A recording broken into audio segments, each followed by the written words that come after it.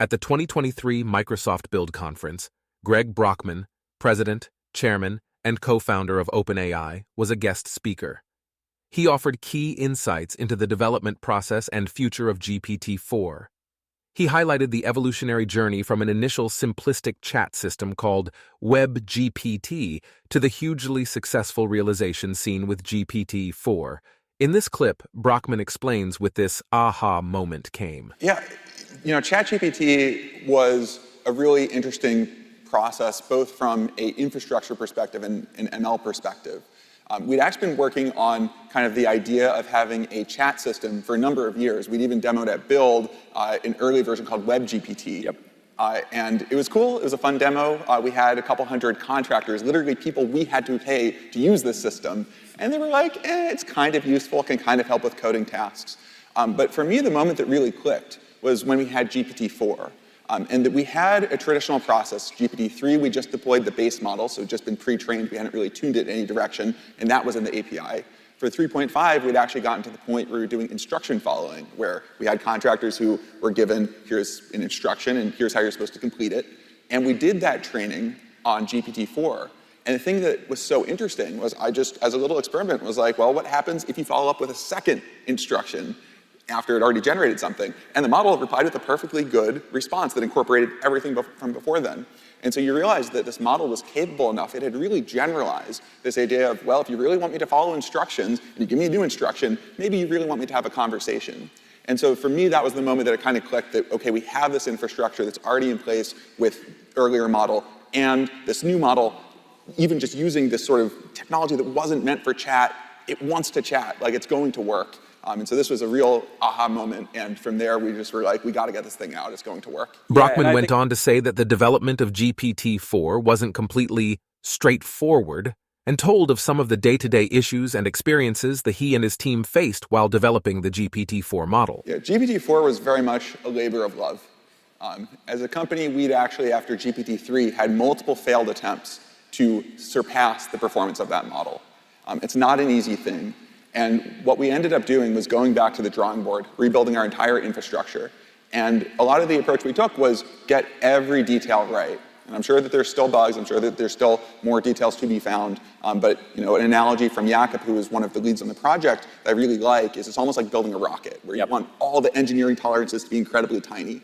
And so lots of little details, like for example, it used to be, turns out that if we had a bug in our checkpointing, where if you killed the job at exactly the wrong moment, you could end up with a blend between new weights and old weights when the job restarted. Machine learning mostly doesn't care. It's happy to recover from that. But it's one of those things where every time you see a weird wiggle in your graph, you're like, I wonder if this was that particular issue or if it's a real other one. And so if you go back and you really pay attention to every single detail and just do the boring engineering work, like that is the main thing that I do. He continued by expressing his enthusiasm towards ChatGPT's newly added plugins feature, and the concept of a TikTok cycle of innovation. He saw plugins as a tool for developers to effectively integrate AI into their systems and contribute even further to the AI ecosystem. This integration could propel a continuous innovation cycle, with each iteration further enhancing the system's capabilities. On that. I love plugins.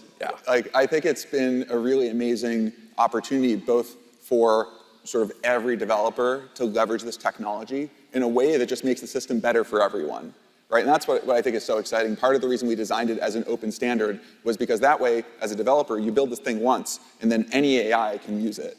And it's such a beautiful idea, right? I think that the web, part of what really drove it was anyone could build a website, and now everyone gets access to that. And then you build an API, and suddenly anyone can leverage it. And I think that this kind of core design principle of really having any developer who wants be able to plug in, get the power of the system, and be able to bring all of the power of any domain into ChatGPT is really, really amazing. When Microsoft's Chief Technology Officer, Kevin Scott, asked Brockman what lies just over the horizon, he recognized the current limitations of GPT-4, notably the cost. But with optimism, he added that GPT-4 came with a 90% cost reduction from the previous model and assured everyone that future models should continue to get cheaper with each iteration of technology advancements. In your role at OpenAI, like, you are constantly thinking about how to push the limits of the technology. And I think one of the really amazing things about our partnership is working with you all. It feels like we get to see a little bit further into the future than we otherwise would be able to. So I wonder if you could say a few things about what's exciting to you about what's over the horizon, like either with applications or with the models. Yeah, the thing that to me is interesting is we're almost on a bit of a TikTok cycle, like Intel of yore, where you kind of come up with an innovation and then you really push it. And I think that with GPT-4, we're kind of in that early stage of really pushing it, right? That we still have vision capabilities that have been announced, but that we're still productionizing.